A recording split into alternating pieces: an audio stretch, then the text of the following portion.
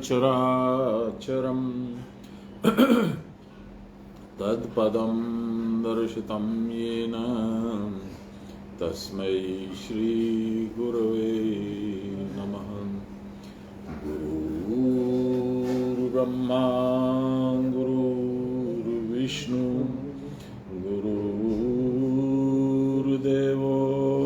महेश्वर गुरुर्साक्षात् परब्रह्म तस्मै श्री गुरवे नमः। नमो ब्रह्मण्यदेवाय गोब्राह्मणहिताय च जगद्विताय श्रीकृष्णाय गोविन्दाय नमो नमः। मूकं करोति वाचालं पङ्गुं लङ्घयते गिरिं यत्कृपातमहं वन्दे परमानन्दमाधवम्। नमो श्री ब्रह्म विद्यां योगशास्त्रे नमः। श्री गुरुचरणकमलेभ्यो नमः। श्रीकृष्णाय नमः। ब्रह्मानन्दं परमसुखदं केवलं ज्ञानमूर्तिं द्वन्द्वातीतं गगनसदृशं तत्त्वमस्यादिलक्ष्यम् एकं नित्यं विमलमचलं सर्वदा साक्षिभूतं भावातीतं त्रिगुणरहितं सद्गुरुं तं नमामि। सद्गुरुं तं स्मरामि। सद्गुरुं तं भजामि। छठे अध्याय में हम लोग 28 श्लोक कल समाप्त कर चुके। आज 29वें श्लोक से हम लोग आज का पाठ प्रारंभ करेंगे।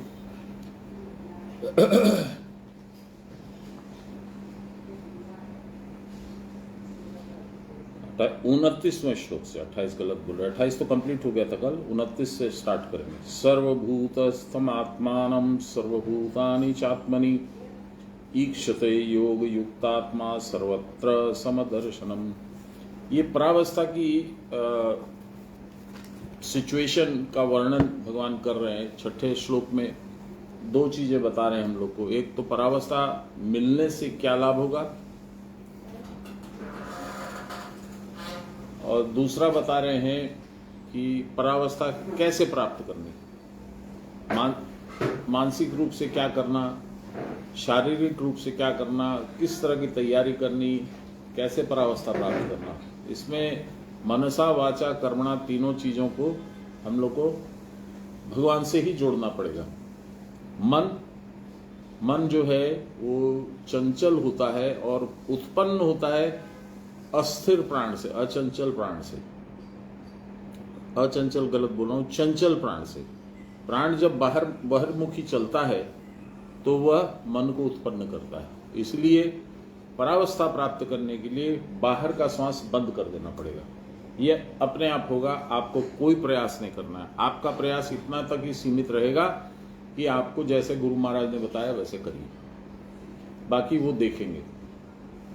आपके पास कोई मीटर भी नहीं है जिससे आपको ये पता चल जाए कि आज आपका साधन अच्छा हुआ या खराब हुआ।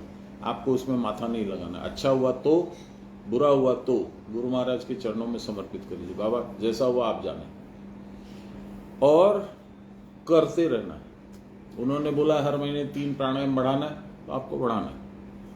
करते करते करते 144 हो जाएगा। मैंने एक बार बाबा ने जो बताया था, कुछ हायर क्रिया भी मिल गई थी फर्स्ट स्टेज की, तो मैंने जोड़ के देखा तो करीब करीब समझ लीजिए कि 3 घंटे का रूटीन उन्होंने बता दिया। तो मैंने बाबा 3 घंटा कहाँ से होगा, प्रैक्टिकल नहीं है, तो कुछ ऐसा उपाय करिए ना कि हमको मिनिमम जितना करना उतना करने से भी और कोटा पूरा हो जाए। तो बाबा जरा बताइए कितना करें, 1 घंटा, 2 घंटा, 1.5 घंटा, कितना करना? बाबा बोले 24 घंटा।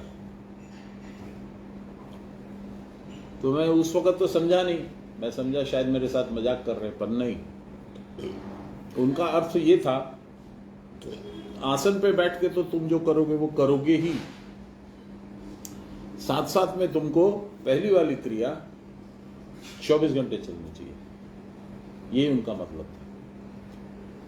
चलते फिरते सोते उठते गाते तुमको वो अंदर ही अंदर जाप करने की व्यवस्था कर लेनी पड़ेगी। वो जाप क्या है आप लोगों को सबको मालूम है।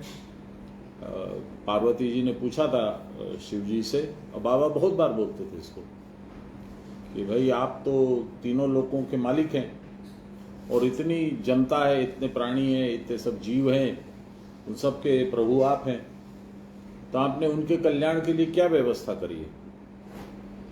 तो शिव जी ने जवाब दिया, शिवादि कृमि पर्यंतम प्राणिनाम प्राण वर्तते। शिव से लेके कृमि, कृमि माने बैक्टीरिया तक हर प्राणी में प्राण रहता है। निश्वास श्वास रूपेण मंत्रोयम वर्तते प्रिय। हे प्रिय, इसी में निश्वास श्वास रूप पर ध्यान रखने से और मंत्र का काम करेगा। यानी मंत्र क्या है बोलिए, आप बता पाएंगे मंत्र क्या है, तंत्र क्या है, मंत्र क्या है, अंतर क्या है दोनों में? नहीं, कभी सोचा नहीं। मननात् त्रायते इति मंत्र, जिसको मनन करने मात्र से, जिसके बारे में सोचने बात से, बार बार रिपीट करने से, जपने से जो त्राण कराता है संसार से। और तननात् त्रायते इति तंत्र, वो तन की कुछ वैदिक क्रियाएं होती है, अवैदिक भी होती है, वो गलत है, उस पर तो जाना ही नहीं चाहिए। तो तंत्र अब देना बाबा लोग बंद कर दिए, तंत्र में बहुत तामझाम है, तो तांत्रिक क्रिया नहीं देते हैं, यही वैदिक क्रिया जो राजविद्या की है वही मिलती है। तो मननात् त्रायते इति मंत्र, इसीलिए भगवान ने कहा निश्वास श्वास रूपेण मंत्रोयम वर्तते प्रिय। निश्वास श्वास रूप एक मंत्र मैंने बिठा दिया, खाली उस पर तुमको ध्यान रख करके और कर लेना है ना। तो ये है पहली क्रिया और ये बड़ी पावरफुल है, इसको हल्के में बिल्कुल ना लीजिए। यदि किसी दिन ऐसा मौका लगा, कहीं आप एकांत में बैठे हैं, कोई है नहीं पास में, कुछ करने को भी नहीं है, मन नहीं लग रहा है, तो आंख बंद करके आराम से बैठ जाइए और पहली वाली क्रिया करिए। उतने में आपको क्या क्या नहीं दर्शन होगा, ये तो आपके तकदीर पे है, गुरु की कृपा है, पर होगा, ये मैं आपको आश्वासन देता हूं।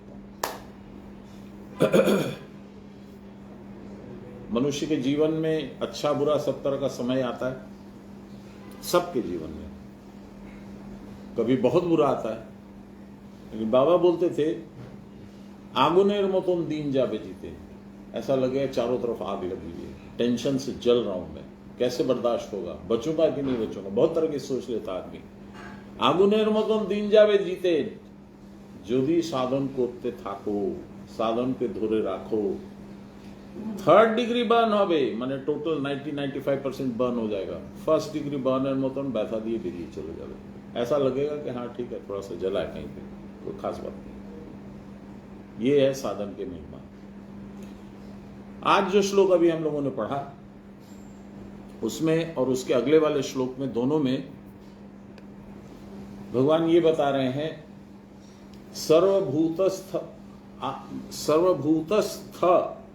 मात्मानम, मैं हर भूत में, हर प्राणी में, हर जीव में हूं और वे सारे लोग मेरे में हैं। ऐसा योग युक्त आत्मा जो है वह देखता है, समदर्शन। इसको मैं डिटेल में पढ़ता हूं, पहले मुझे किरण को थोड़ा डांटना है।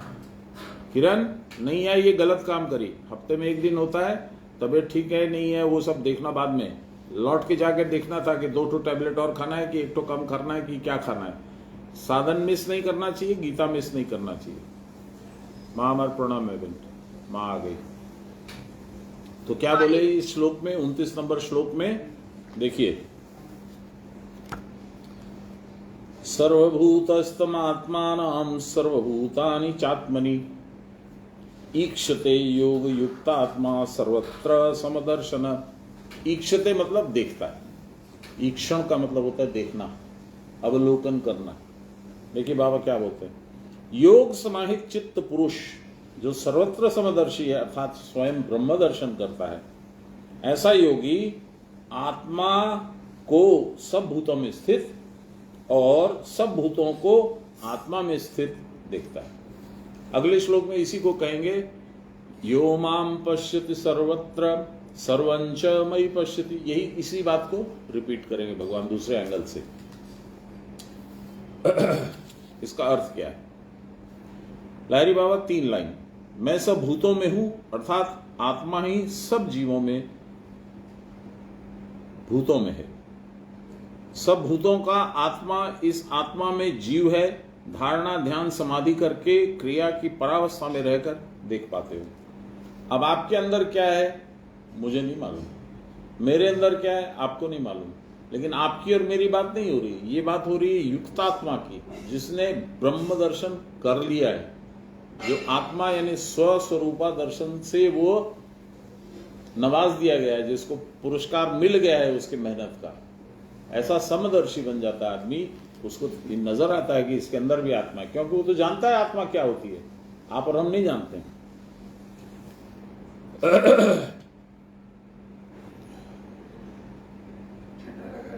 नहीं, समाधि अवस्था को प्राप्त व्युत्थित योगी का अनुभव कैसा होता है? देखिए, समाधि अवस्था को प्राप्त व्युत्थित यानी अभी समाधि अवस्था तो था, अभी कुछ देर के लिए उसकी समाधि भंग हुई है, वो उठा है, अपने आसन से उठा है समझो, उसका अनुभव कैसा होता है यही यहां बतला रहे भगवान।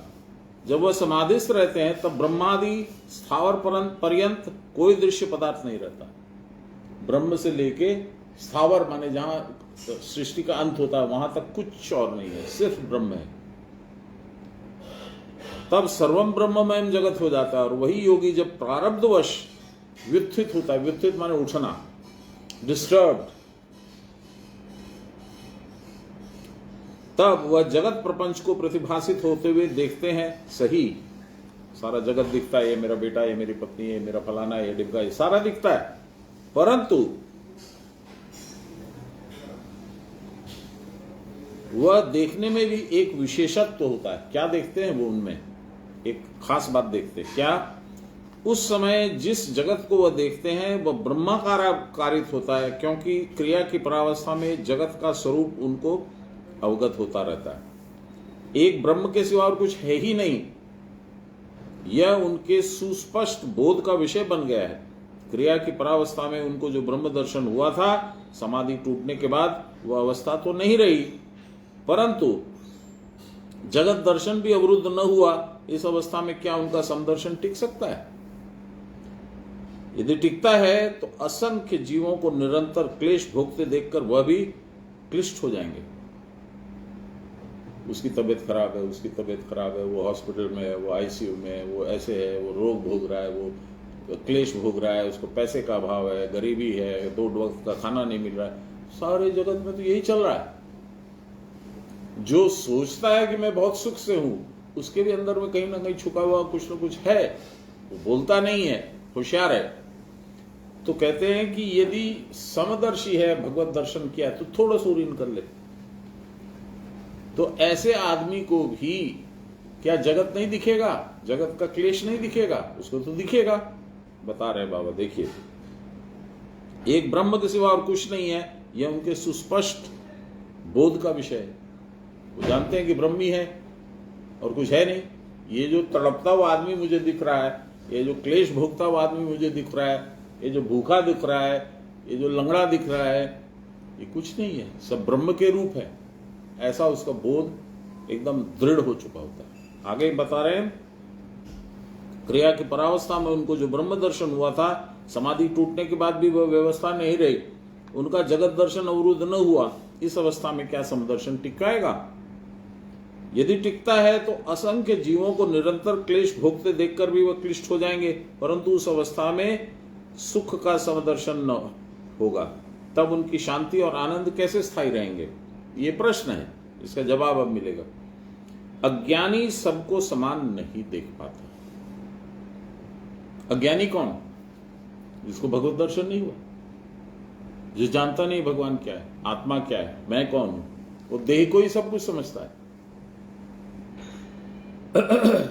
अतएव दूसरों के दुख में उसको क्लेश नहीं भी हो सकता है। ठीक है, वो भूखा है तो हम क्या करें, उसका तकदीर। ज्यादा से ज्यादा उसको थोड़ा सा दुख होगा तो 2-5 रुपया उसको दे देगा, ले भाई आज खा लेना, बस खत्म, इतिश्री हो गई।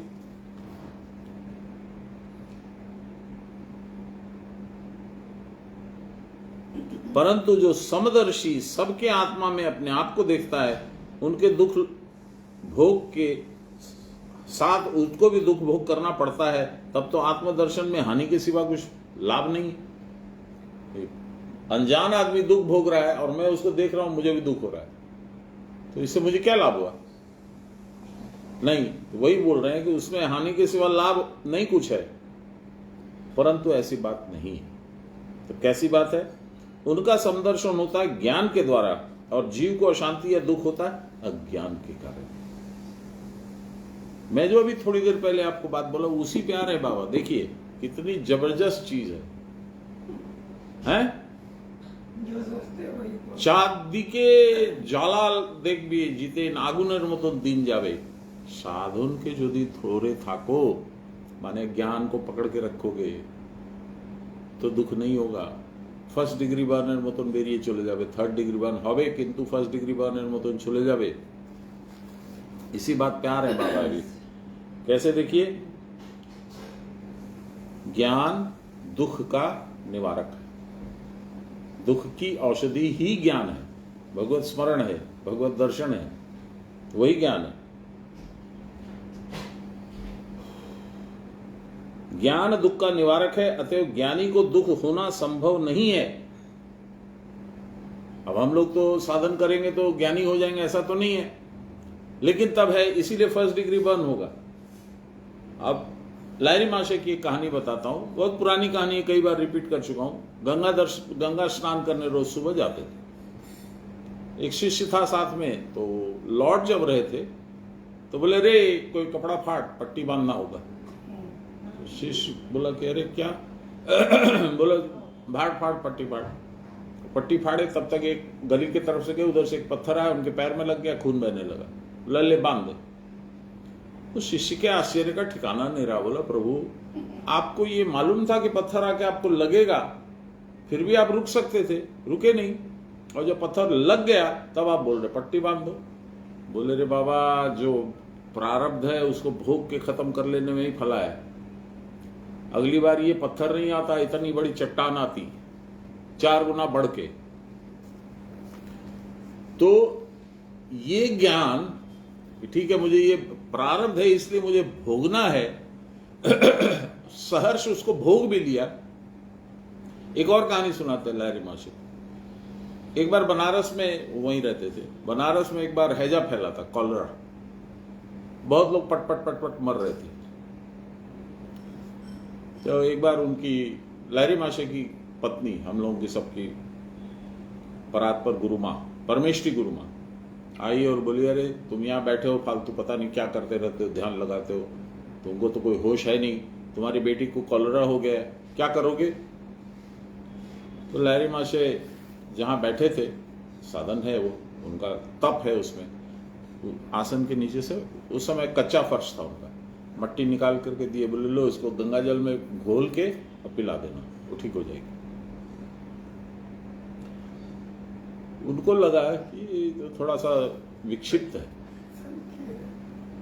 कॉलेरा हुआ, वह बोल रहे मट्टी घोल के पिला देना, और वो भी गंगा जल के साथ।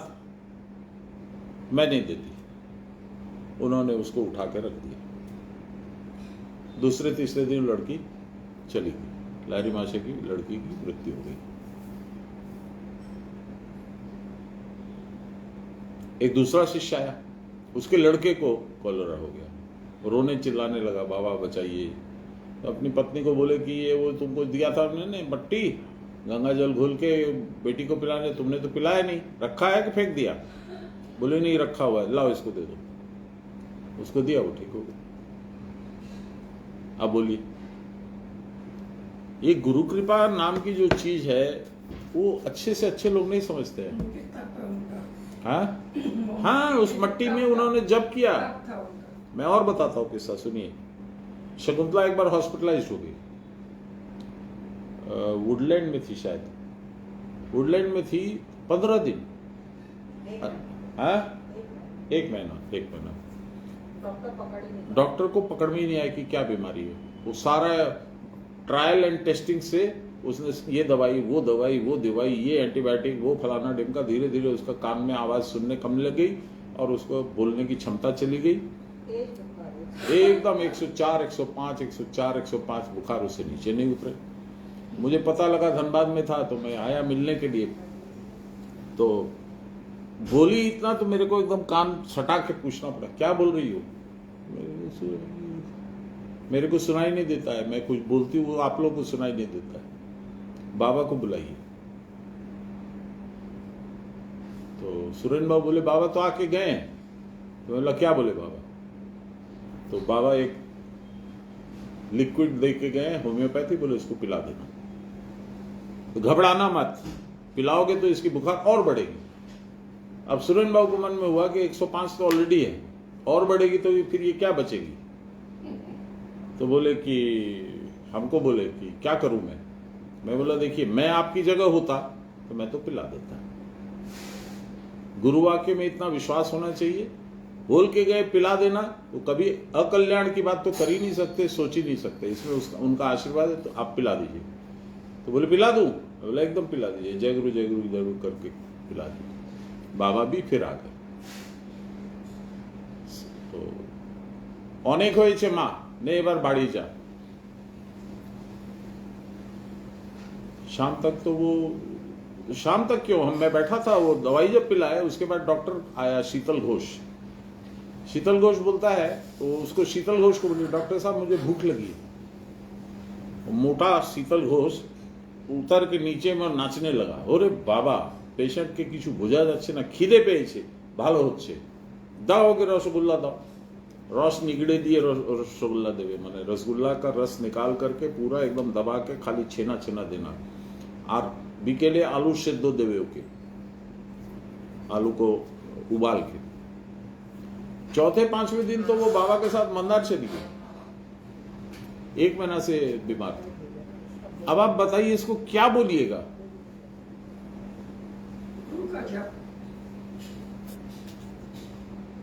ये बात नहीं है, कोई भी जब करे सब में शक्ति।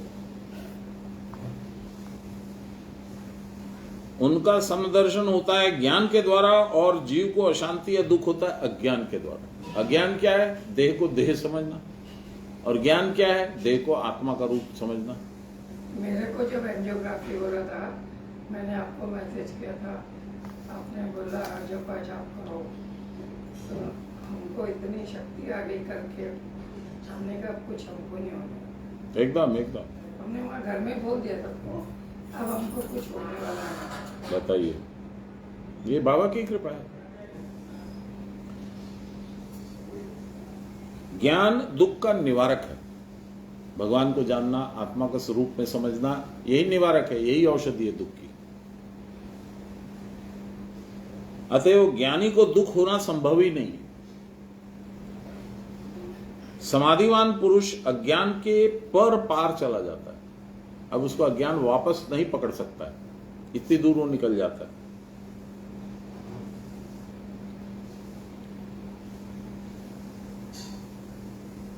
इसी से जगत के दुख में अज्ञानी को जिस प्रकार का दुख अनुभव होता है, वह दुख अनुभव उसको नहीं होता। किसको? ज्ञानी को नहीं होता। ज्ञानी जानता है कि सब आत्मा एक है। नाना घट के जल में सूर्य के पृथक प्रतिबिंब के समान नाना देहों में केवल उस महान चैतन्य सत्ता की ही प्रतिबिंब पड़ती रहती है। स्वरूपतः वे नाना नहीं है, अलग अलग नहीं है, इसलिए कोई पृथक या भिन्न नहीं है। यदि मुझे दुखित देखकर ज्ञानी को दुख नहीं होता है, तो उसका संग करने से फिर क्या लाभ है? बाबा प्रश्न भी ऐसा करते हैं। देखिए, अभी आपको दुख है, मुझे दुख है, और आपको कोई फर्क नहीं पड़ता है, तो मुझे तो लगेगा नहीं, देखो मैं तो इतनी तकलीफ में हूं और इसको कोई फर्क नहीं पड़ रहा है, तो ऐसे आदमी का साथ करने का क्या फायदा है? कम से कम 2 सांत्वना के बात तो बोले, अरे नहीं नहीं आप चिंता मत कीजिए, सब ठीक हो जाएगा, भगवान कर देंगे। कुछ भी नहीं बोलता है, ज्ञानी को फर्क नहीं पड़ता है। तब ज्ञानी को दुख नहीं होता ऐसी बात तो है नहीं, तो उनका संग करने से क्या लाभ होगा? मुग्ध जीव के समान मोहयुक्त दुख उसको नहीं हो सकता। यह अज्ञानी दुख देखकर उनको किस प्रकार दुख होता है? अज्ञानी का दुख देखकर ज्ञानी को किस प्रकार दुख होता है, यही पूछ रहे हैं बाबा। जैसे सोया हुआ आदमी स्वप्न में भीषण दृश्य देखकर क्लिष्ट हो जाता है, बाघ देख लिया, कोई एक्सीडेंट देख लिया, किसी की मृत्यु देख लिया, तो एक बार घबरा जाता है ना, और उसे देखकर वहां का जगा हुआ आदमी हाथ से उसका शरीर हिलाकर जगा देता है। उसी प्रकार वह भवरोग क्लिष्ट अज्ञानी जीव के अज्ञान निद्रा जनित संसार स्वप्न रूपी क्लेश को देखकर उस ज्ञानोपदेश देकर केवल जागृत मात्र कर देता है। नहीं समझ में आया? जैसे हम लोग सपने में देखते हैं ना, बाघ आ गया, डरते बचा, तो पति या पत्नी कोई बगल में सोए तो बोलते क्या हो गया, क्या हो गया, उठिए उठिए उठिए, आप सपना देख रहे हैं, आपको डरावना सपना है, तो उठा देता है ना। ज्ञानी अज्ञानी को ऐसे ही करता है। जब उसको बहुत दुख होता है कि मेरा ऐसा हो गया, मेरा ऐसा हो गया, मेरा ऐसा हो गया, तो उसको ज्ञान का उपदेश देके ज्ञानी उसको भव रोग से जगा देता है।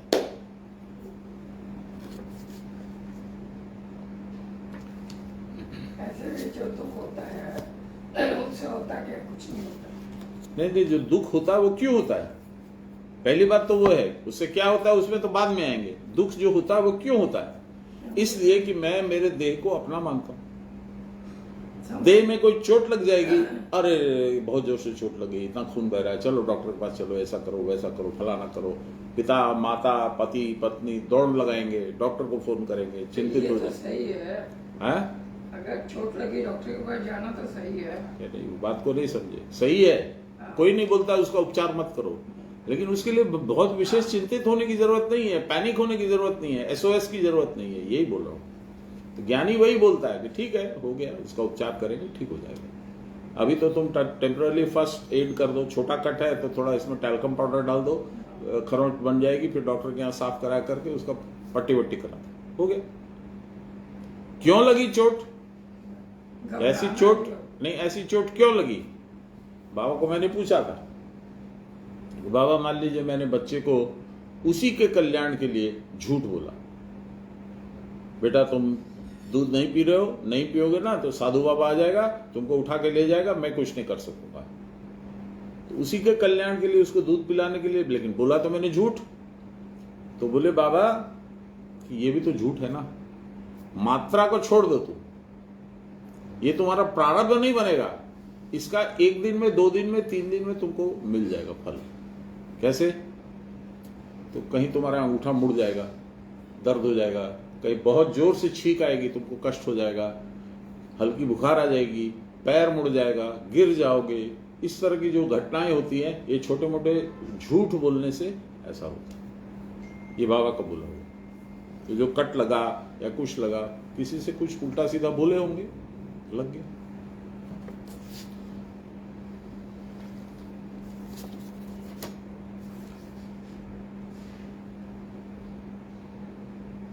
वह जानते हैं कि तत्वतः सबका आत्मा तो एक ही है और वह आत्मा नित्य पूर्ण आनंदमय है, उसमें दुख का लेश नहीं है। ये जो दुख है वो किस तरीके से आता है शरीर में, मैं आधी बात किया, आधी बात नहीं किया, आधी बात पूरी कर देता हूं। मुझे चोट लगी, कहां लगी? देह को, आत्मा को तो कुछ हुआ नहीं। देह को चोट लगी और इंद्रियों के द्वारा मेरे मन में गई। त्वचा जो है ये भी एक इंद्रिय है, त्वग बोलते हैं इसको। तो इस इंद्रिय के द्वारा मेरे मन में गई। बुद्धि ने कहा हा तुमको तो चोट लगी, बड़ा कष्ट हो रहा होगा, जल रहा होगा, ये हो रहा होगा, वो हो रहा होगा, और तुम उससे उद्वेलित हो जाते। उसी समय थोड़ा सा जपा कर लो और किसी को बोल दो इस पे भैया ये इलाज कर दो, बात खत्म। वो हम लोग करते नहीं, हम लोग चिल्लाने लगते, अरे बच्चा गिर गया, उसको चोट लग गया, माथा फूट गया, क्या देखो बर्फ लगाओ, ये लगाओ वो लगाओ, हंगामा हो जाता है घर में। ये क्या है? ये देह का, इंद्रियों का और प्रारब्ध का देह है तो प्रारब्ध है, ये मिला जुला खेला है।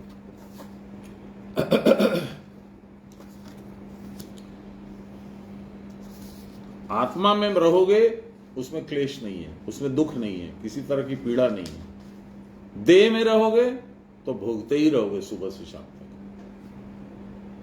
अज्ञानी जीव को यह आत्मदृष्टि नहीं होने के कारण ही उसको क्लेश का अनुभव होता है।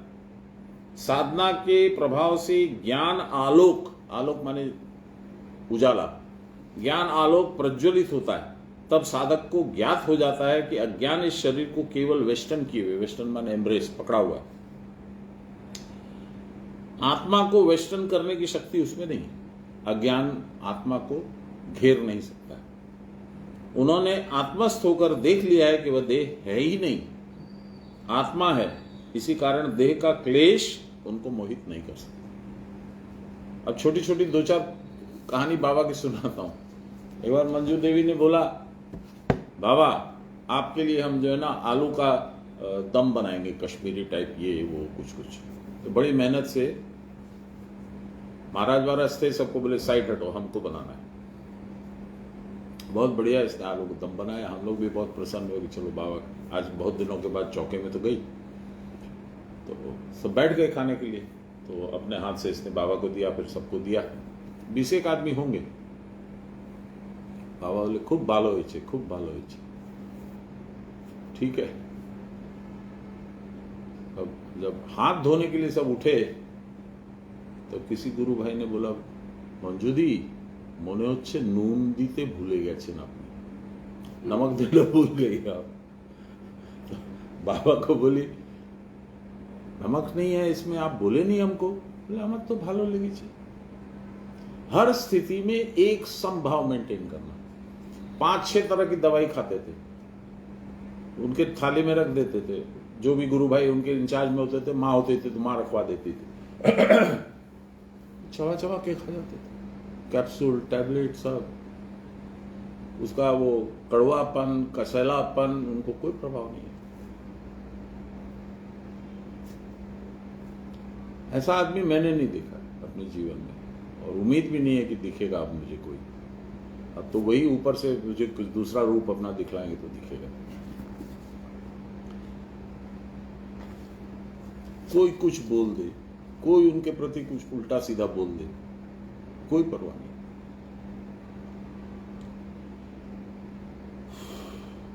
आत्मा को वेस्टर्न करने की शक्ति उसमें नहीं है। चलिए, ज्ञानी क्रिया की परावस्था में जिस जगत प्रपंच को देखते हैं वह ऐसा ही कुछ होता है। परावस्था क्या हुई? हिमालय पे चढ़ गए, ये परावस्था हुई। अब वहां पे चढ़े तो रहोगे नहीं, उतरोगे, ये परावस्था की परावस्था हुई। यानी समाधि से उठना, यही परावस्था की परावस्था है। तब उस समय जगत प्रपंच उसको दिखता है। अब समाधि से उठ गया तो सब दिखेगा, संसार भी दिखेगा। यही हुआ था पराशर ऋषि के साथ, जिसको पराशर ऋषि ने सत्यवती को देखा। सत्यवती माने संसार, तो मोहित हो गया और उन्होंने उससे एक पुत्र उत्पन्न किया। ऐसी बाहर में कहानियां हैं। सत्यवती जो है वो तो पर स्त्री थी, है ना, शांतनु की पत्नी बनी बाद में, और पहले ही उससे वेदव्यास उत्पन्न हुए थे। पराशर ऋषि उसके पिता थे। तो ये मेरे को एक पंडित जी, ये पाठक जी, SN पाठक, DSP झरिया थाना, वो विनय पाठक का फादर, विनय पाठक एक्टर है। तो बोले आप बोलते हैं ऋषि लोग बहुत बढ़िया, ये है वो है, ये क्या किए? पर स्त्री के साथ बेटा उत्पन्न कर दिए। तो मैं बोले पाठक जी मुझे नहीं मालूम है इसका अर्थ, पर इसका अर्थ बाबा भेजेंगे तो मैं आपको बता दूंगा, और नहीं भेजेंगे तो अगली बार से गीता बंद। बोले अरे आप तो गुस्सा हो गए, मैं थोड़ी गीता बंद करना चाहता हूं। मैं बोला नहीं, ये टेस्ट है मेरा भी। आपने प्रश्न पूछा, मैंने जवाब नहीं दिया, ठीक है, मैंने नहीं दिया, कोई दिक्कत नहीं है। लेकिन उन्होंने कहा था कि तुमको जब जवाब की जरूरत होगी तो आ जाएगा ऊपर से, तो वो भेज देंगे तो मैं जान लूंगा कि हाँ वो जो बोले वो बात है। अब काहे को आ जाए? पूरा का पूरा दिन निकल गया, सोचते रह गए, कुछ समझ में नहीं आया। रात निकल गई, नहीं समझ में आया, सो गए। सुबह उठ के मंजन कर रहे थे, आ गया जवाब। पराशर परा मतलब परावस्था, क्षर माने उससे उतरना, क्षरण हो गया। तो पराक्षर पराक्षर एक ही बात है। जब परावस्था में आएगा तभी तो उसको संसार दिखेगा, जो अभी हम लोग बोल रहे हैं। संसार माने सत्यवती, जो सत्य के जैसा है, सत्य है नहीं। तब क्या हुआ? तब पराशर ने सत्यवती के कल्याण के लिए, यानी संसार के कल्याण के लिए, उसको वेद विभाग करके बताया कि देख भगवान ऐसे है, ये गुण है, ये ऐसा है, प्रकृति ऐसा करती है, ये करती है। तो वही वेद व्यास हो गए। पिता एव पुत्रो भवेत, ये बाबा की कृपा है। ऊपर से जवाब आया, मैंने कोई पुस्तक नहीं पढ़ी, कुछ घाटा नहीं, कुछ मुझे समझ नहीं आया कहां खोजूं इसका जवाब। और सुबह सुबह 7 बजे आ गया। तो मैंने पाठक जी को फोन किया, मुंह हाथ धो करके पहुंच करके मैंने फोन किया, पाठक जी आपका जवाब आ गया, क्या बोलते हैं? हाँ आ गया जवाब। ये मजाक मत कीजिए, क्या जवाब है बताइए? बोले ये जवाब है। बोलो अद्भुत है।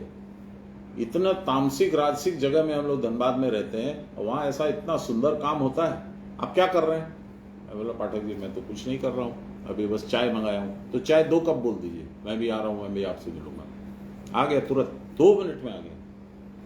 बोला कि आप ब्राह्मण भी नहीं हैं, उम्र में भी मुझसे छोटे हैं, तो आपको प्रणाम तो मैं नहीं करूंगा, उसमें तो आपको दोष लगेगा, क्योंकि मैं तो ब्राह्मण भी हूं, उम्र में भी बड़ा हूं, पर गले तो मिल ही सकते हैं।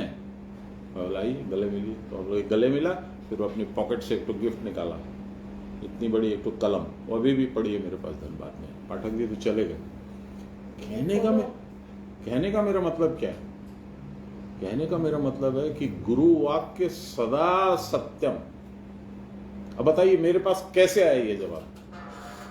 क्या क्षमता है मेरे में? नहीं है कुछ, भेजा उन्होंने। जय गुरु।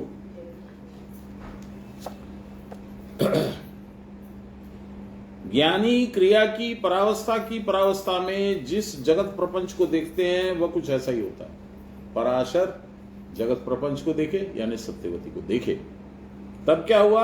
एक अनंत शर्करा राशि मानो बीच बीच में घनीभूत होकर विविध रूप धारण कर प्रकट हो रही है। शर्करा चीनी है ना, चीनी के पहले खिलौने बनते थे, आपको तो ध्यान में होगा, मेले वेले में हम लोग जाते थे तो चीनी का हाथी, चीनी का ऊंट, चीनी का घोड़ा, चीनी का आदमी, ऐसा हम लोग को मिलता था। राज मैदान में एग्जीबिशन लगता था, उसमें मिलता था। तुम देखे हो कि नहीं पता नहीं, देखे हो? चीनी का हलवा ये सब तो अभी तक मिलता। तो वही बता रहे बाबा कि एक अनंत शर्करा राशि, शर्करा माने वही चीनी, वह कोई रूप पकड़ी हुई है। कोई हाथी बन गया, कोई घोड़ा बन गया, कोई आदमी बन गया। वो उसमें मनुष्य, पशु, पक्षी, कीट, पतंग अजस्र दृश्य रूप में भासमान हो रहे हैं, दिख रहे हैं। परंतु सुचतुर रसज्ञ पुरुष के सामने ये सब रूप के पृथक पृथक अस्तित्व होने पर भी एक शर्करा अस्तित्व के रूप में ही व्यक्त होते हैं। सब उसको मालूम है, ज्ञानी है, उसको मालूम है कि ये तो सब चीनी है। हाथी बना है, ये ऊंट बना है, ये आदमी बना है, ये पक्षी बना है, ये पशु बना है, सब ऊंट है, ये चीनी है। इसके 3 उदाहरण है। एक तो ये शर्करा राशि वाला, दूसरा उदाहरण है स्वर्ण का। मंजू मंगाती है इतना बड़ा एक बिस्किट, फिर उसके नथ में डाल दो, उसके कड़ा में डाल दो, उसके अंगूठी में डाल दो, इतना इतना इतना, वही स्वर्ण अलग अलग रूप धर लेता है तो वो सोना ही। दूसरा उदाहरण। तीसरा उदाहरण है समुद्र में आप जाइए, खास करके यदि आप सोमनाथ गई हैं, कभी गई हैं क्या? सोमनाथ के बगल में जो समुद्र देखते हैं, कितना सुंदर, कितना विशाल है, बहुत हाइट है, वहां से बड़ा सुंदर लगता है। तो उसमें जो लहरें आती हैं, कोई ऊंची, कोई नीची, कोई चौड़ी, कोई छोटी, वो क्या है? समुद्र का ही रूप है, बिल्कुल। ज्ञानी को यही तीनों उदाहरण से, और एक और उदाहरण है, वो तीसरा उदाहरण, लास्ट का वाला उदाहरण क्या है? कबीरदास जी बोलते हैं, मैदा एक पकवान अनेक, उठ जीवो कबीर। एक मैदा से कोई सिंघाड़ा बनता है, कोई पूड़ी बनती है, कोई कचौड़ी बनती है, कोई कुछ बनता है, कुछ है, तो सब मैदा।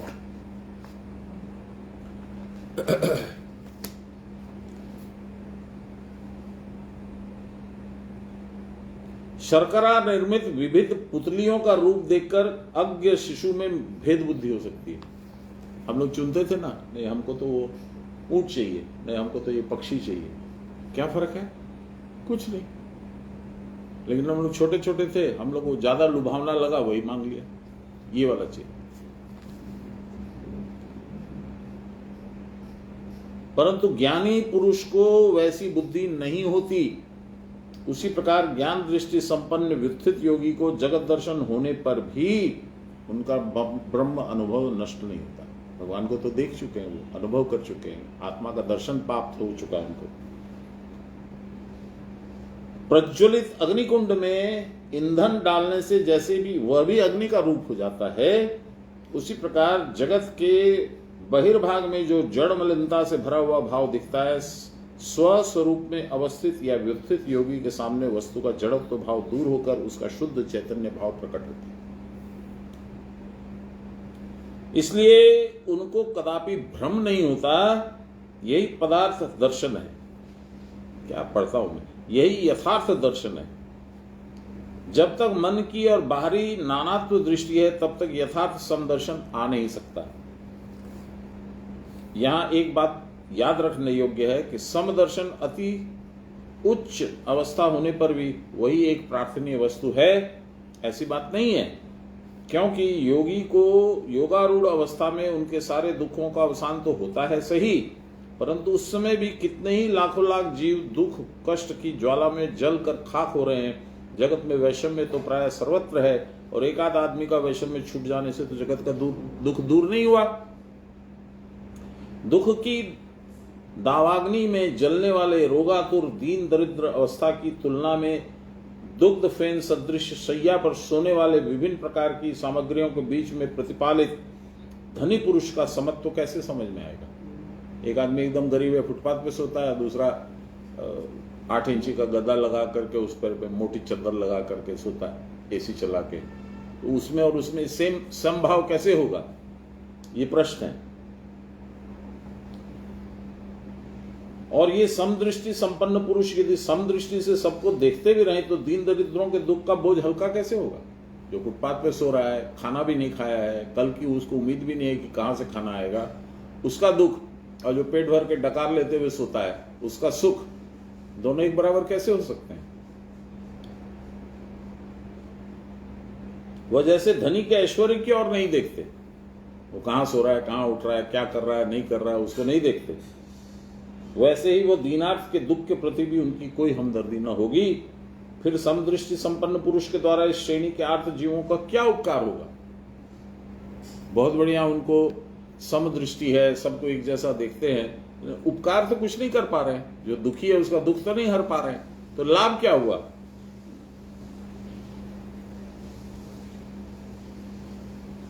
परंतु योगीश्वर पुरुष की समदृष्टि इस प्रकार की नहीं होती।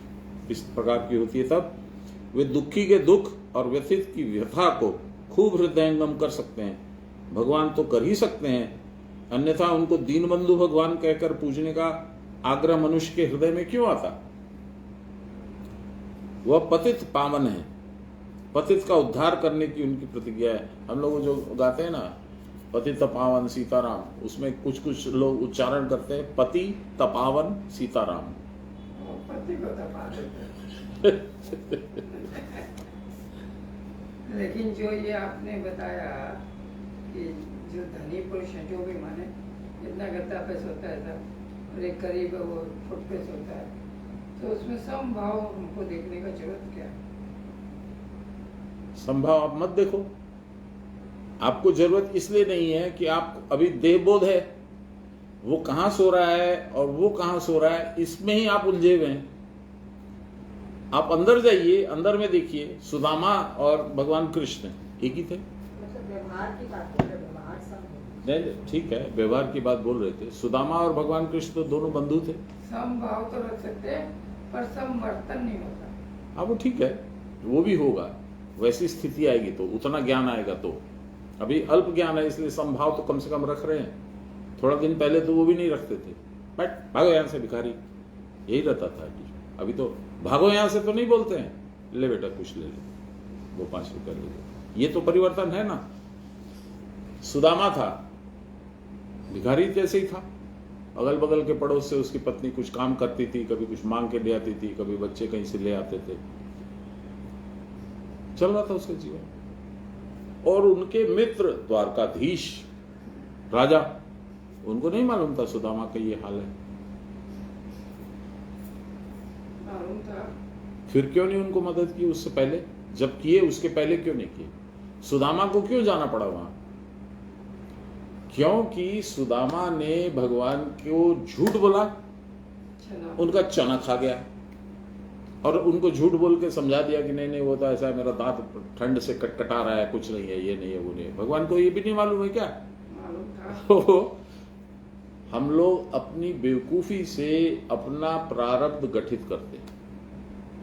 अभी आप बताए ना, बहुत समझ में आया कि हम वो कुछ भी होता है तो हमने झूठ बोला होता, उससे होता जब मतलब था कि नहीं था हमारा झूठ बोलने का। हाँ, लेकिन बोल दिया हमने। इतनी मतलब हम तो अपने आप को सत्यवादी समझते हैं, तो इस तरह का झूठ तो बोल ही देते हैं। तो अरे बोलते ही ना बच्चों को बनाने के लिए, बेटा चुप कर जाओ नहीं तो अभी साधु आ जाएगा, पुलिस आ जाएगी, ये कुछ भी बोल देते हैं। देर करेगा तो ट्रेन छूट जाएगी, ये हो जाएगा। और जो साधन करता है उसकी ट्रेन नहीं छूटती है, हाँ। ट्रेन बैठी रहती है। आप बताए फिर। कितनी बार बताइए, शताब्दी रोक दिए बाबा। 5:35 पे शताब्दी चल देती थी धनबाद से, तो ये तो 6 बजने में 10 मिनट पे तो घर छोड़े, 6:15 बजे हम लोग स्टेशन पहुंच गए। तो हम लोग को लगा कि आज तो बहुत तकदीर वाली बात है, आज ट्रेन अभी तक नहीं गई है। ये मालूम ही नहीं है कि खेला इनका हो रहा है, लीला इनकी हो रही है। तो और मन में घुसाने के लिए उस सबसे जो हम लोग का कम द्रुत गति से हाँट सकता था, वो उसको बुलाए कालीदा को, एक पैर से लाचार है बेचारा। एव काली, হ্যাঁ বলো, এই আমাদের টিকিটটা তো 7টা করা হয়েছে, 7 টিকিটস, হ্যাঁ একজন তো যাচ্ছে না, तो टिकटটা कैंसिल करिए, 6 जन चार्ज হবে। हम बोले प्रभु आप जाइए, नहीं तो 7 जन का चार्ज चढ़ जाएगा मेरे माथे पे। बोले ना ना तुम्हारा पैसा लागबे क्या? अब वो काली लंगड़ाते लंगड़ाते गया, टिकट कैंसिल कराया, वापस आया, आराम से गाड़ी खड़ी है, उधर झंडा दिखा रहा है, उधर सीटी मार रहा है, गाड़ी नहीं बढ़ रही। काली आया, मेरे पॉकेट में उसने रिफंड का जो भी पैसा था उतना डाला, टिकट जो कैंसिल हुई वो डाला, और वो मैंने बोला आप चढ़िए, तो उसको चढ़ाया। अब इनको तो कौन चढ़ा सकता है, इनकी इच्छा नहीं हुई तो चढ़ेंगे नहीं। तो मेरा प्रभु आप चढ़ जाओ, अब आप जाओ। बोले जाइए, जाओ माने की। तो वो चढ़े, जैसे ही वो चढ़े हम लोगों ने चरण स्पर्श किए, चल गई। उस समय मेरे को लगता है, अंदाज से बोलता हूँ, देखा नहीं मैं, कम से कम 6:20 या 6:25 ऐसा हो रहा था। करीब 45 मिनट शताब्दी को रोक के रखा था। एक दिन ऐसे ही राजधानी से आ रहे थे, वो किस्सा मंजू सुनाएगी आप लोग को, जब हम लोग का गीता खत्म हो जाएगा तब मंजू सुनाएगी। इसका भाई अपनी माताजी को छोड़ के आया, राजधानी चल दी, और फोन किया इसको कि मंजू दी आज तो बाबा गए नहीं, बाकी सुन लीजिएगा। हम लोग स्टेशन पे रिसीव करने गए, हम लोग को क्या मालूम कि लेट फेट हो रहा है, क्या हो रहा है, नहीं हो रहा है। वहां पे अनाउंसमेंट हुआ आधी घंटा लेट से आ रही है। आशा देवी थी मंजू की फ्रेंड, वो थोड़ी डिसबिलीवर थी, उसको उतना भरोसा नहीं था, गुरु भक्ति उतनी जागृत नहीं हुई थी। आशा देवी धनसारा लबियम में एक लड़की बहू, तो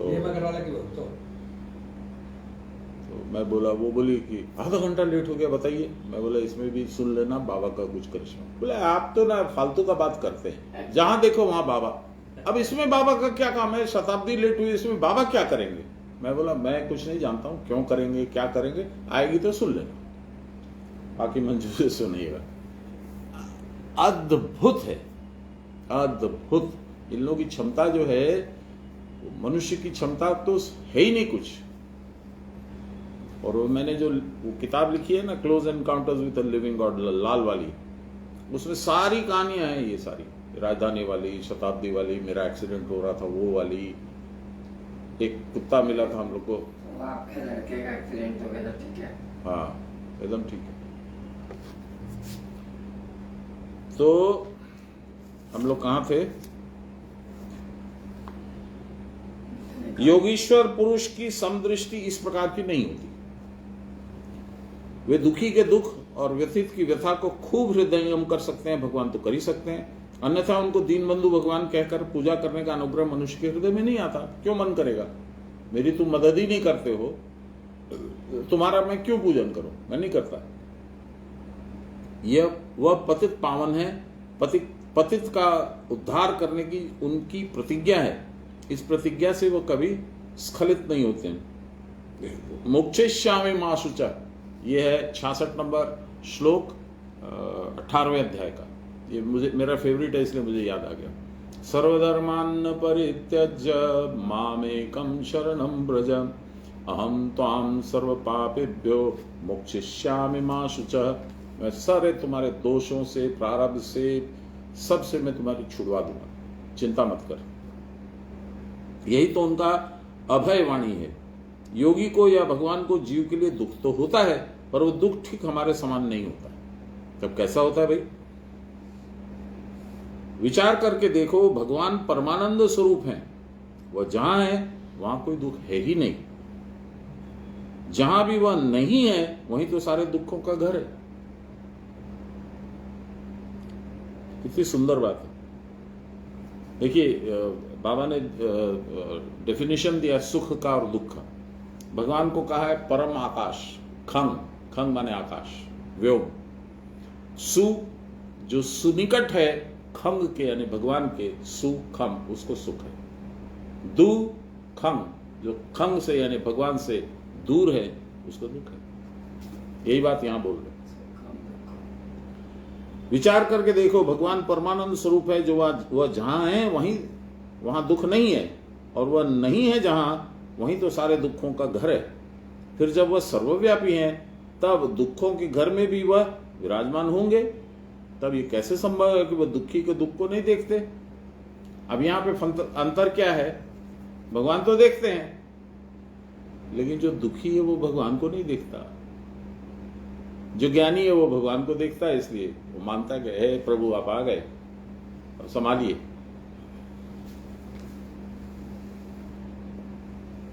ये ही हमारे और भगवान के देखने में तारतम्य है। यह समझना होगा। अच्छा बताओ, दुख होता ही क्यों है? ये था ना आपका प्रश्न, दुख होता ही क्यों है? दुख का अनुभव कौन करता है? प्रकृति के भीतर जो गुण के खेल होते हैं, उसी से सुख दुख घात प्रतिघात होते हैं। परंतु ये घात होता है प्रकृति के क्षेत्र में। आत्म चैतन्य में चेतनवान होकर मन बुद्धि अहंकार इस दुख का अनुभव करते हैं। चोट लगती है तो मैंने बताया ना, सबसे पहले इंद्रिय के द्वार से मन में जाता है, फिर बुद्धि में जाता है, तो लगता है कि अरे मुझे बहुत जोर चोट लगी है।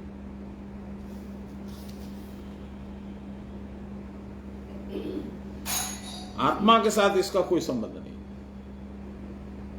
इस दुख का या सुख का। इसलिए जो पुरुष आत्मस्थ है, जो आत्मा में डूबा हुआ है, उसको दुख नहीं है। जैसे सुदामा क्या बोलता था वो दिन भर? जय श्री कृष्ण, जय श्री कृष्ण, जय श्री कृष्ण, जय श्री कृष्ण, जय श्री कृष्ण। उसको मालूम था कि उसने गलत काम किया है, उसने अपने प्रारब्ध बनाए हैं, और भगवान भी तब तक वेट किए जब तक उसका प्रारब्ध खत्म नहीं हो गया भोग करके। जैसे ही प्रारब्ध उसका खत्म हुआ, भगवान ने उसका घर में वैभव से भर दिया।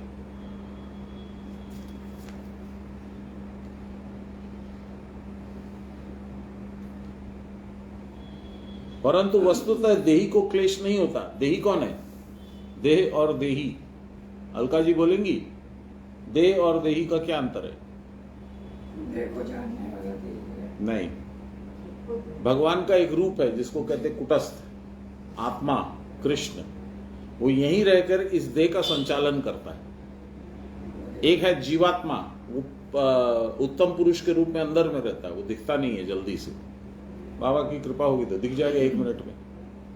और देही यानी वह पुरुष, आत्मा का वह रूप जो आपके अंदर रह के आपका पूरा संचालन करता है। शरीर कैसे चलेगा, वह जब निकलता है तो कैसे निकलता है? प्राण के साथ। जैसे प्राण निकला, वो अब देही भी निकल गया। देह जो है प्राक नीचे। कृष्ण भगवान ने कितना झूठ बोला महाभारत में है, तो उनको तो मिला ही है उसका। हाँ, पूरा का पूरा वंश उनका नष्ट हो गया। और क्या चाहते हैं आप? उनकी मिलाइए। नगरी डूब गई। जितना झूठ बोले मतलब कोई भी आदमी उसको फल जरूर मिलता है जो भगवान। क्यों बोलिए, क्यों? भगवान है वो तो, उनको फल कौन देगा? वो तो लीला करने आए थे ना, दिखाए। संसार को एग्जाम्पल देने की, जो कुछ कर्म करोगे उसका उनका आने का प्रयोजन क्या था? संसार से पाप को हटाना, धर्म की पुनर्स्थापना करना। ठीक है, जैसा युग वैसा काम। सतयुग में आते तो ये सब कुछ नहीं होता, झूठ फूट नहीं बोलते। राम अवतार में आए ही थे, कहाँ झूठ बोला? एक भी झूठ नहीं बोला। हाँ, इस युग में आए। अच्छा, ये लोग आते तो क्या करते हैं? ये परब्रह्म परमेश्वर है, माया के स्वामी, यानी जैसा नचाएंगे वैसे माया नाचेगी। और हम लोग क्या है? हम लोग हैं इनके चाकर, माया के। माया जैसा नचाते हम नाचते हैं, है ना। अब इन्होंने देह बोध ले लिया, अवतार बनने के लिए देह का गठन हुआ ना, तो देह के गठन में माया का हाथ था, तो माया का प्रभाव इन पे पड़ा। ये गीता में ही बड़ा सुंदर इसका उदाहरण बाबा ने दिया। जब रामचंद्र जी को क्या कहते हैं इसको, सीता का अपहरण। नहीं, रामचंद्र जी को जब सिंहासन मिलने वाला था, सिद्धाभिषेक, हाँ, राज्याभिषेक होने वाला था, उस समय उनको वनवास हो गया।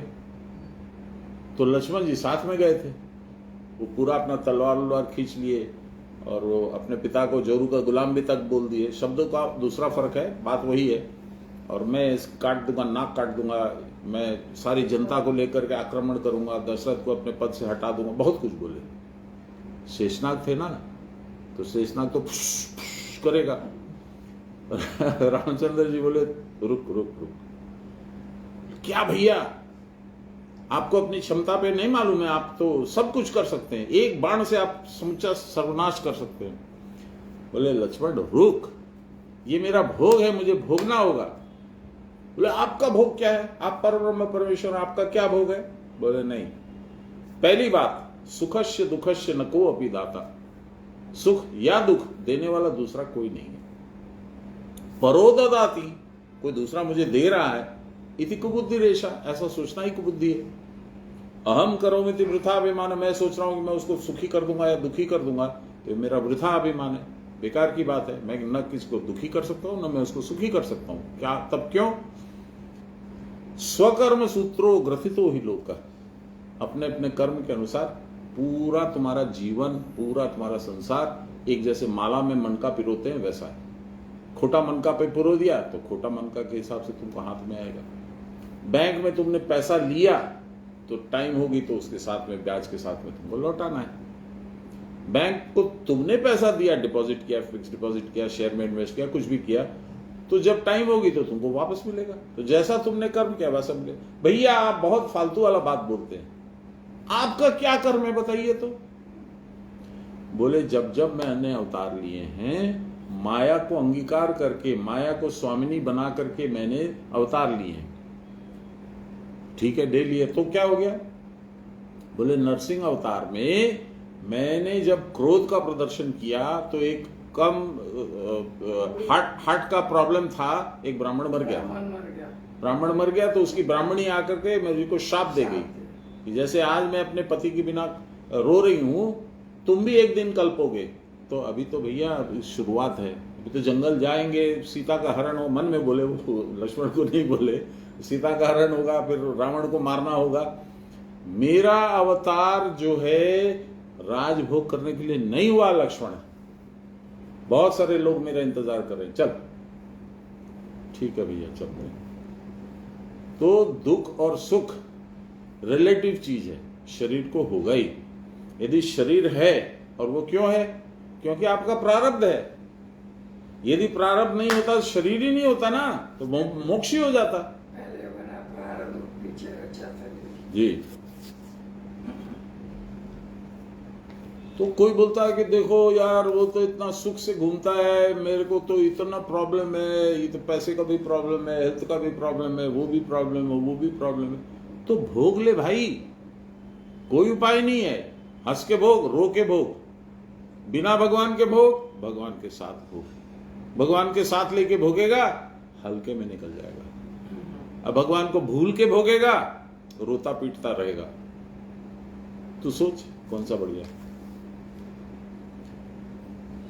अब देखिए आगे आ रहे, इसी बात पे भगवान आ रहे हैं। इसलिए जो पुरुष आत्मस्थ है, यानी आत्मा में जो प्रवेश किया हुआ है, उसको दुख नहीं है। जिसका मन देह में रहता है, शरीर में, वह तो देह के व्यापार से सुख दुख बोध करेगा ही। अभी माथा दुख रहा है, अभी मेरा मन नहीं है, अभी मेरी तबीयत ठीक नहीं है, अभी मेरा ये नहीं है, अभी मेरा मन नहीं है, अभी मैं चाय पीऊंगा। मन जैसे मन नचाएगा वैसे नाचेगा।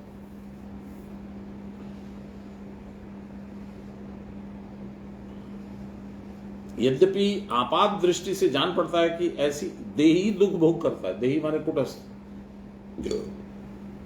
परंतु वस्तुतः देही को क्लेश नहीं होता। कृष्ण को क्या क्लेश हुआ? क्या बोला उन्होंने? न मैं दुर्योधन की सेना में हूं, न मैं तुम्हारे पक्ष में हूं, मैं युद्ध में हथियार नहीं उठाऊंगा। मैं तो तुमको सारथी बनकर के सही और गलत का बता दूंगा, बाकी तुम्हारी मर्जी। भगवान तो वही करते। अब ये चॉइस तो तुम्हारा है। आप देखिए कर्ण अर्जुन जो लास्ट में फाइनल बैटल हुआ, जिसमें अर्जुन ने कर्ण को मार दिया, उसमें सारथी कौन था अर्जुन का? कृष्ण। और सारथी कौन था इसका? कर्ण का शल्य। मद्र नरेश शल्य, खाना पीना मौज मस्ती करने वाला आदमी। उसका तो पहिया रथ का फंसना ही था। रथ माने शरीर, फंसना माने दलदल, पाप के दलदल में। और उसकी याद खत्म हो गई। गुरु का श्राप अलग से था, परशुराम जी का, मौत हो गई। लेकिन भगवान कितने कृपावान थे उसके प्रति भी। वो जानते थे कि ये दुख भोगने के लिए आए, अब इसका दुख समाप्त होगा। अर्जुन को जो बोला तो बाण गले में लगा, गला उसका कट गया। इसका मतलब क्या? देह बोध खत्म। और फिर कुंती आई, करण करण, एक जगह गिरी, उसके तलवार से उसका हाथ कट गया, रक्त निकला और मट्टी लग गई। उसका ऐसे माथा सहलाई तो क्या लगा? मट्टी और रक्त। रक्त है स्वादिष्टान और मट्टी है मूलाधार। मूलाधार चक्र को कहां ले आई? कुटस्थ में। ब्यूटीफुल है। इसको समझे कोई तो इसका मतलब इतना सुंदर है, पूरी महाभारत में इतना सुंदर है कि मैं आपको बता नहीं सकता। एक एक चीज को 5-5, 6-6 बार देखता हूं मैं, और इनकी ऐसी कृपा है कि समझ में भी आ जाता है कि क्या है। मतलब स्टोरी के हिसाब से तो जो है सो है ही, वो तो सभी को समझ में आता है, लेकिन उसका आंतरिक भाव क्या है वो समझ में आ जाता है।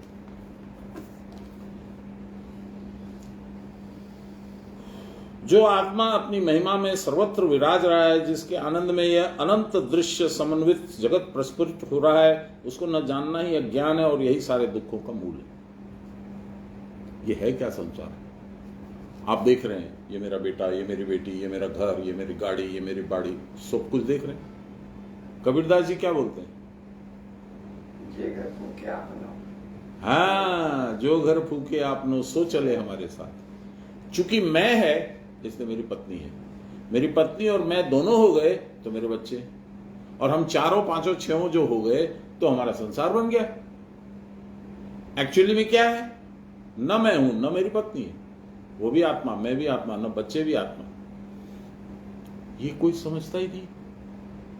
बच्चों को बड़ा कष्ट है, बच्चों को ये तकलीफ है, बच्चे की शादी नहीं करते, आप कैसे बाप है। बहुत सारे किस्से होते हैं। मैं हूं कौन? कुछ करने वाला? ये ऊंडा ज्ञान कोई नहीं करता। हाँ नहीं, तुम ठीक बोलती हो, मुझे तो ये प्रयास करना चाहिए, ऐसा करना चाहिए, वैसा करना चाहिए। इसी कारण सारे दुखों और सारी अशांतियों का मूल यह देहात्म बोध जिससे छूट जाए, यह जगत रूप दर्शन रूपी दुस्वप्न जिससे कट जाए, उसी उद्देश्य से करुणा के अवतार योगी जन पथ भ्रष्ट पथिक को सुपथ दिखलाकर उसके बार बार के जन्म जरा मृत्यु के कठोर अनियम को अवरुद्ध करने की व्यवस्था करते हैं। इसीलिए गुरु महाराज दीक्षा देते, पुनर्जन्म जल्दी नहीं हो। कितना जन्म निकाल चुके आप? अंदाज है कुछ? प्रकाश जी कितना? लाख, 10 लाख, 20 लाख, है ना? कोई गिनती है नहीं। और यदि गुरु दीक्षा नहीं देंगे, चलता रहेगा ये सिलसिला। ये जन्म तेरे देखे, वो जन्म पीते माधव, और ये जन्म तेरे देखे। इससे बढ़कर करुणा और क्या हो सकती है कि आपको रास्ता बता दिए मोक्ष का। स्थूलदर्शी स्थूल भाव से दुख का वियोग तो समझते हैं, पर यथार्थ दुख वियोग नहीं होता। ऐसा लग रहा है कि हाँ चलो आज 10 लाख रुपए लॉटरी में आ गया, मजा आ गया जी अपने को, चलो फौरन चलते, फलाना करते, ये कर। वो जो अभी तक दुख था, पैसा नहीं था, वो सुख में बदल गया। पर वो एक्चुअली में सुख है क्या? नहीं है। कुछ नहीं है, बाहर घूम के आए, ऐसा ही है। वैसे का वैसे आ गए।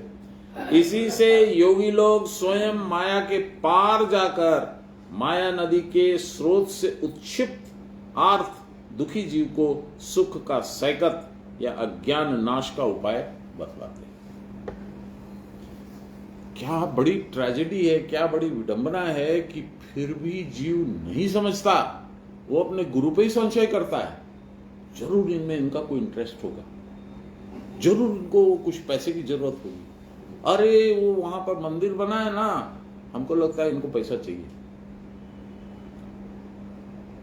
सान्याल बाबा को उनके शिष्यों ने बोला 1942 में मंदार का आश्रम बना था, मंदार का मंदिर बना था, कि बाबा हम लोग 54, 58, 10 पैसा 20 पैसा यही जमा करके हम लोग चंदा कर रहे हैं, कभी काम रुक जाता है, कभी चलता है, कैसे होगा?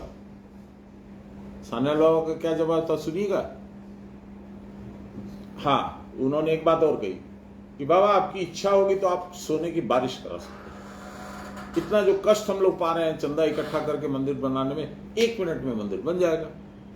बोले हाँ, लेकिन तब गुणातीत अवस्था से हमको रजोगुण में उतरना पड़ेगा, और रजोगुण का प्रवेश हो गया इस मंदिर में तो ये बर्बाद हो जाएगा बनने के पहले। तो जैसे कर रहे हो वैसे करो, कष्ट से बने, कष्ट से बन रहे। इसीलिए भी गुरु लोग, श्रेष्ठ लोग, योगी लोग दुख का प्रतिकार नहीं करते, क्योंकि यदि आपको अपने भोग से हटा लिया तो वो डबल ट्रिपल चौपल बंद करके अगले जन्म में आएगा। ये चीज तो हम लोग समझते नहीं। कितनी बज गई? 6:30। एक श्लोक और पढ़ते बस।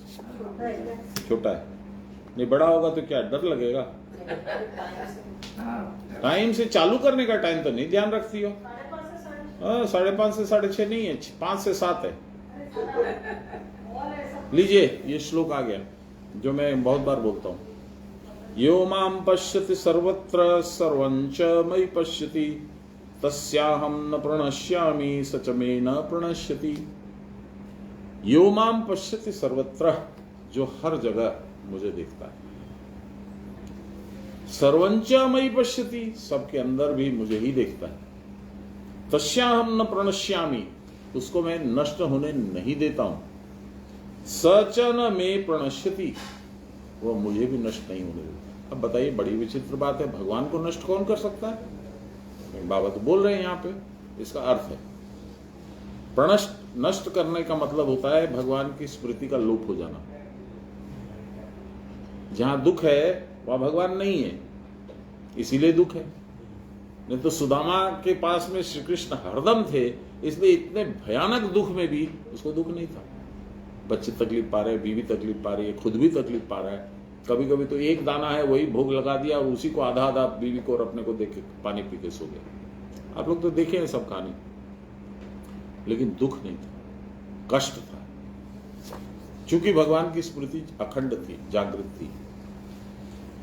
सुनिए, जो मुझको इस प्रकार सर्वत्र देखता है, अभी पहले के श्लोक में हम लोग वही पढ़ रहे थे, वह मुझ में वह सब में मुझको देखता है और वह मेरा नाश नहीं करता, अर्थात मुझको छोड़कर अन्य वस्तु नहीं देखता। यही भगवान का नाश है।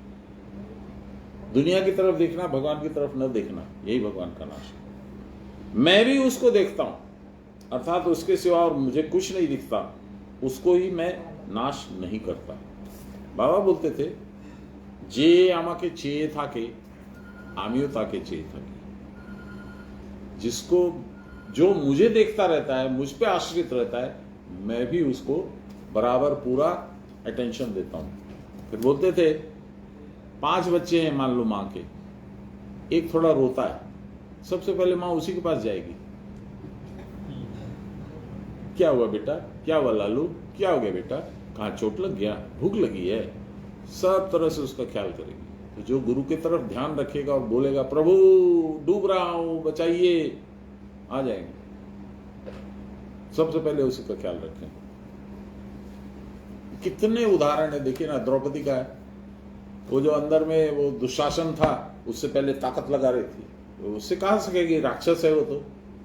और एक सुकुमारी कन्या है, वो कहां से सकेगी, तो लाश में उठाई, तू जाने सांवरा। इसका बड़ा सुंदर भजन है, वो गाया था जगजीत।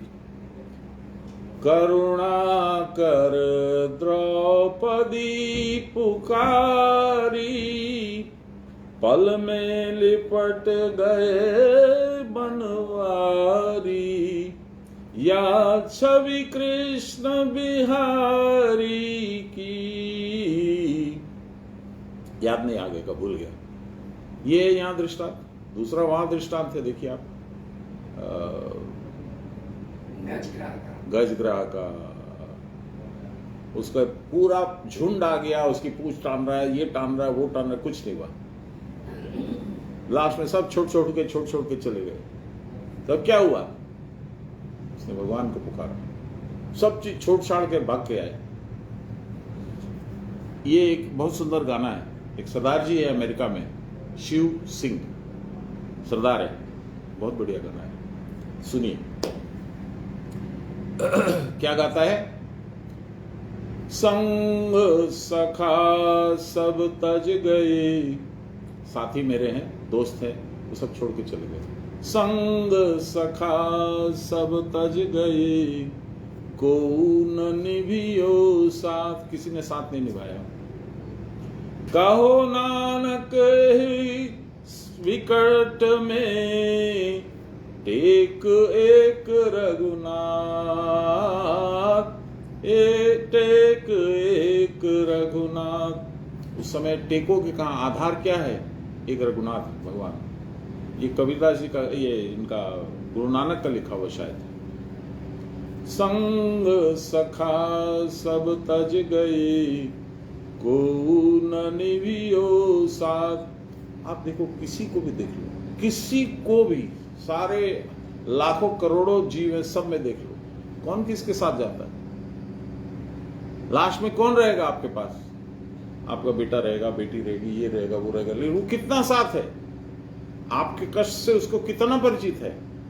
आपके आंख से आंसू गिरेंगे, अरे रे मां को कष्ट हो रहा है, बस उसके आगे उसको पता नहीं है, अंदाज लगा रहा है। अंदर में यदि आपने वो ध्यान रखा तो गुरु महाराज सामने खड़े हो, কি প্রকাশ, ভয় পাচ্ছ, ভয় কিসে, আমি তো আছি, চলো আমি নিয়ে যাব। ये मैं अंदाज से नहीं बोल रहा हूं, अलका जी जानती है, हनुमान प्रसाद जी का, मेरे जीजा जी का नाम है। तो सेकंड बाईपास हुआ, तो बहुत कमजोर थे, खाना पीना वैसे ही कम था, तो लगा कि अब नहीं बचेंगे। तो नाक में ये एक ठो पाइप, इधर में एक ठो पाइप, मुंह में एक ठो पाइप, फलाना पाइप, यहाँ पाइप, वहां पाइप, सब जगह तो लेटे हुए। तो उनका लड़का बैठा था संजय, पापा बाबा का ख्याल कीजिए ना, बाबा का। बाबा है सामने। क्या बोल रहे, बाबा हैं? कौन से, अपने बाबा? तिवारी बाबा? सान्याल बाबा? लाहिरी बाबा? उनको लाहिरी बाबा दिखते थे, ये मुझे मालूम है, क्योंकि वो मेरे साथ एक बार मंदार गए थे, तो वहां वो सुबह सुबह में 4:30 बजे एकदम कड़ाके की ठंड में मंगला आरती के लिए गए थे। मैं बोला जी बहुत ठंड लगे है, इसमें अभी अब मत जाइए। बोले नहीं यार, गर्म कपड़ा पहन के जाते हैं, मंकी कैप, ये वो, दुशाला, स्वेटर सब पहन के चले गए। लौट के आए तो बोले क्या हुआ मंगला आरती? बोले यार हमको समझ में नहीं आता, हम जहां जाते हैं हमको लहरी माशे क्यों दिखते, हमारे गुरु महाराज क्यों नहीं दिखते? अब बताइए, लहरी माशे का दिखना कितना दुर्लभ है। तो वही दिखते हैं, अंत समय भी वही दिखे। ये पिछले जन्म का उनका कोई कनेक्शन था। तो ये सब कहानी सब सुनाए बाबा एक दिन। तो बहुत लोग थे, मैं बोला मेरा क्या होगा प्रभु, की হবে তোমার ভালোই হবে। बोले नहीं, ऐसे नहीं, अंत समय में आप रहिएगा तो আমি আমার गुरुदेव के बोले देबो। बोले आपको अपने गुरुदेव को क्या बोलना है वो आप जाने, मैं अपने गुरुदेव को बोल रहा हूं, अंत समय में रहिएगा तो। अच्छा बाबा अच्छा, থাকবো থাকবো থাকবো, हो गया। आप अपने गुरुदेव को बोल दीजिए, कोई घबराने की बात नहीं है। जहां भी आप हैं उससे अच्छी जगह में जाइए और खूब आनंद कीजिएगा। थोड़ा सा बस साधन करते रहिए, वो ध्यान रखिए। वो तबीयत नहीं ठीक रहती है, शरीर साथ नहीं देता, सब कुछ है तो अजपा कीजिए। यदि बैठ सकते हैं तो अंत प्राणायाम कीजिए। प्राणायाम करने में यदि कष्ट होता है तो अंत प्राणायाम तक कीजिए। लास्ट वाला जो है वो जिसको कहते हैं हम लोग निरावलंबन, वो कीजिए। घंटों घंटों निकल जाएंगे और बड़ा सुंदर अनुभव होगा, ये मैं आपको गारंटी देता हूँ। बाबा के सामने बोलता हूँ, मैं कोई अंदाज से नहीं बोलता। चलिए,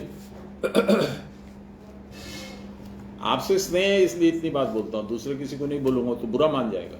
आप क्या फालतू बात करते हैं। अपने अनुभव की बात। कुटस्थ ब्रह्म में नियम पूर्वक चित्त लगाने पर क्षण मात्र के लिए भी आत्मा व ब्रह्म के सहवास से वंचित नहीं होना पड़ता। देख लीजिए, फिर से पढ़ता हूं, ये आप ही के लिए बोल रहे हैं बाबा। कुटस्थ ब्रह्म में नियम पूर्वक चित्त लगाने पर क्षण मात्र के लिए भी आत्मा या ब्रह्म के सहवास से वंचित नहीं होना पड़ता।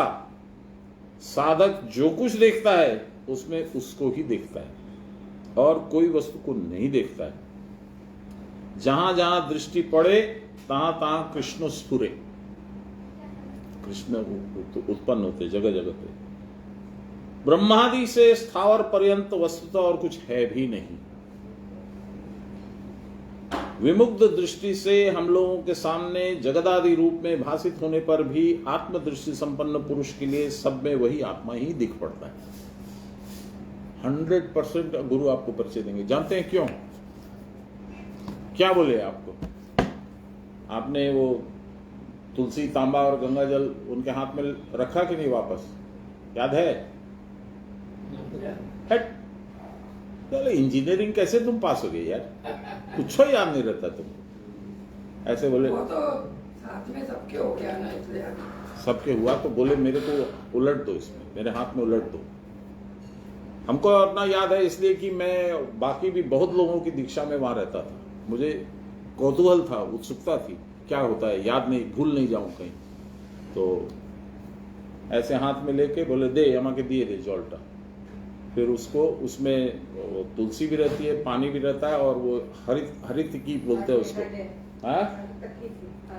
हाँ हरडा, वो तीनों उनके हाथ में गया तो वो ले करके बोलते हैं वृणे वृणे वृणे। ये तो सुने होंगे, याद होगा, तर ये भी को नहीं याद के। तो इसका मतलब क्या? खाली शब्द नहीं है, 3 बार गुरु ने दोहराया। इसका मतलब है वृणे मतलब मैंने तेरा वर्ण किया, वर्ण किया, वर्ण किया। मैंने पूछा बाबा 3 बार क्यों? एक बार ब्रह्मा के साक्षी नहीं है, एक बार विष्णु के साक्षी नहीं है, एक बार महेश्वर के साक्षी नहीं है। আমাকে ভুলতে দেবে না তোমাকে, আর তোমাকে ভুলতে দেবে না আমাকে। এই জীবনে যদি হয় ভালো, যদি না হয় নেক্সট, যদি না হয় থার্ডে তো হবেই। बहुत सुंदर है।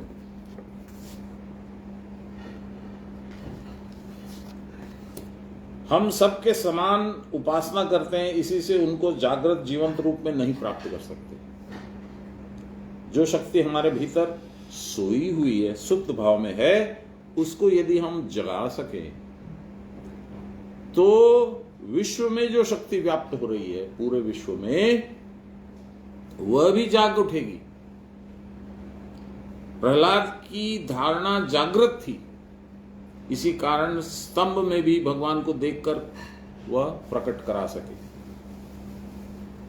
वह तो सदा जागृत है, सबको ही देखते हैं। यदि हमारी निद्रा टूट जाए, हम यदि उनको देख पाए, तो साथ ही साथ हम यह भी देखेंगे कि प्रभु भी हम ही को देख रहे हैं। हनुमान जी देखे ना, बाबा को देख रहे हैं, बोल नहीं पा रहे थे, इशारे से बोले है बाबा। यह वह सब कुछ देखकर ही तो तुम सब कुछ नष्ट कर रहे हो। एक तो वही है, यह सब तो सब माया मात्र है। योगी की निर्मल दृष्टि में कोई अहम मम आदि आवरण न रहने के कारण भगवान भी कृपा दृष्टि द्वारा उन पर अनुग्रह करते हैं, जिससे योगी सर्वत्र उन्हीं को देखता है। ये आपकी दृष्टि को, हर एक हम लोग सबके बारे में, आपकी दृष्टि को हम लोग को परिष्कृत करना होगा। जैसे आंख से कम दिखता है तो चश्मा लगाते हैं, कैटरैक्ट हो जाता है तो ऑपरेशन कराते हैं, वैसे ही भगवान नहीं दिखते हैं तो विशेष प्रयास करके, विशेष प्रार्थना करके उनको जागृत करना होगा। प्रभु कहाँ है, मैं डर रहा हूं, मेरा ये काम नहीं हो रहा, वो काम नहीं हो रहा, वो मत बोलो, मेरे को डर लग रहा है, इतना तो बोलो।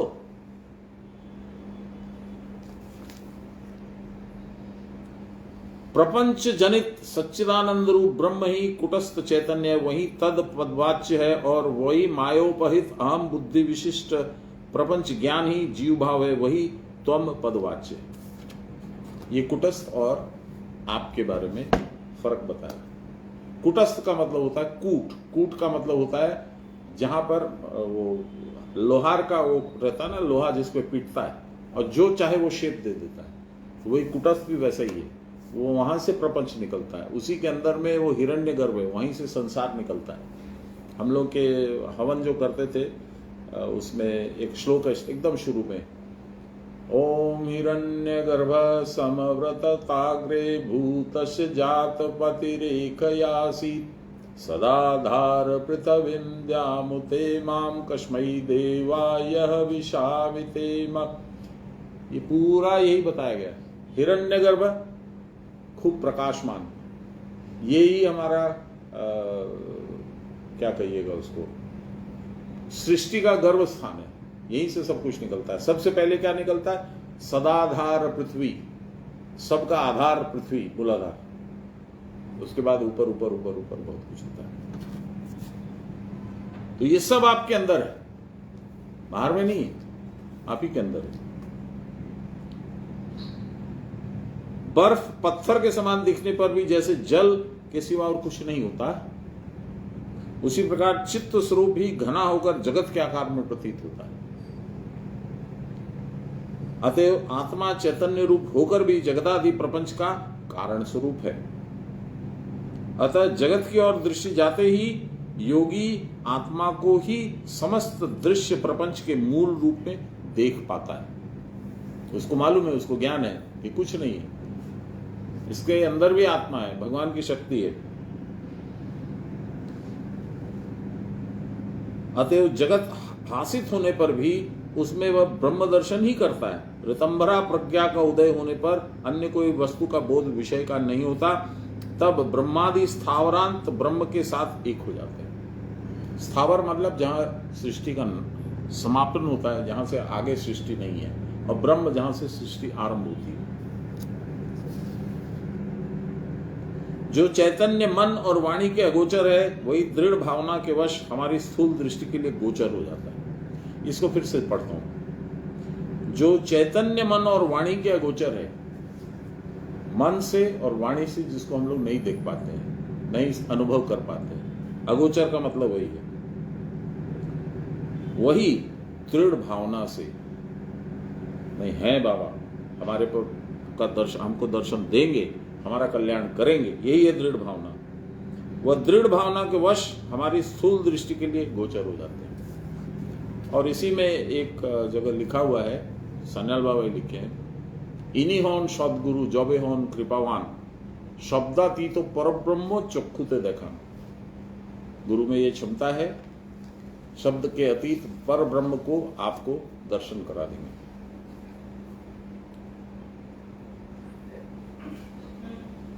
बस खत्म हो गया। जो नहीं है उसका होना ही उनकी माया शक्ति का प्रभाव है। क्रिया की परावस्था में जगदादि अनंत खंड ज्ञान एक असीम ज्ञान सत्ता में डूब जाते हैं। क्रिया की परावस्था में ब्रह्म जगदादि अनंत ब्रह्म खंड ज्ञान, ये अलग है, ये अलग है, ये मेरे का, ये मेरा बेटा, ये मेरे दोस्त है, ये मेरा फलाना, ये ढिमका, ये अलग अलग अलग अलग है सब, ये सब एक में मिल करके उसी में डूब जाता है। अनंत खंड ज्ञान में भी वही एक अद्वितीय था, उसकी माया शक्ति के द्वारा जो नाम रूप में अनेक का ज्ञान होता था, वह माया शक्ति जब ब्रह्म में संकुचित हो जाती है तब एक अनादि अखंड ब्रह्म अपनी सत्ता में विराजते हैं और अन्य कुछ नहीं रहता। नमो ब्रह्मण्य देवाय गो ब्राह्मण्य हिताय च जगद्विताय श्री कृष्णाय गोविंदाय नमो नमः। ब्रह्मार्पणं ब्रह्म हविर्ब्रह्माग्नो ब्रह्मणाहुतं ब्रह्मैव तेन गन्तव्यं ब्रह्म कर्म समाधिनाम्। नमो श्री ब्रह्म विद्यां योग शास्त्रे नमः। श्री गुरुचरण कमलेभ्यो नमः। श्री कृष्णाय नमः। श्री कृष्ण गोविंद हरे मुरारे, हे राम नारायण वासुदेव। श्री गुरु चैतन्य हे आत्मदेव, हे मात दुर्गे हर विश्वनाथ। सर्वे भवन्तु सुखिनः, सर्वे सन्तु निरामया, सर्वे भद्राणि पश्यन्तु, मा कश्चित् दुःखभाग् भवेत्। असतो मा सद्गमय, तमसो मा ज्योतिर्गमय, मृत्योर्मामृतं गमय। आविराविमहीधि। बोलिए प्रेम से गुरु महाराज की जय, परम गुरुदेव की जय, परात्पर गुरुदेव की जय, परमेष्टि गुरुदेव की जय, गुरु माता की जय। हर हर महादेव।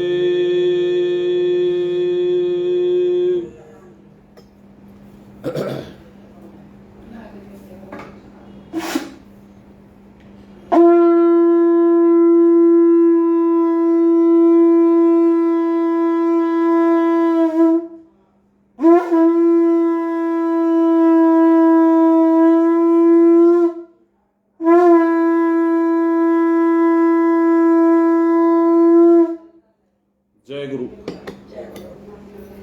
महामर प्रणाम दे। आज पहले नहीं बजाए थे ना, पहले भी बजाए ना, शुरू किए जब। हाँ जबकि बजाए थे, नहीं ध्यान दिए होंगे। जय गुरु, कल मिलते हैं।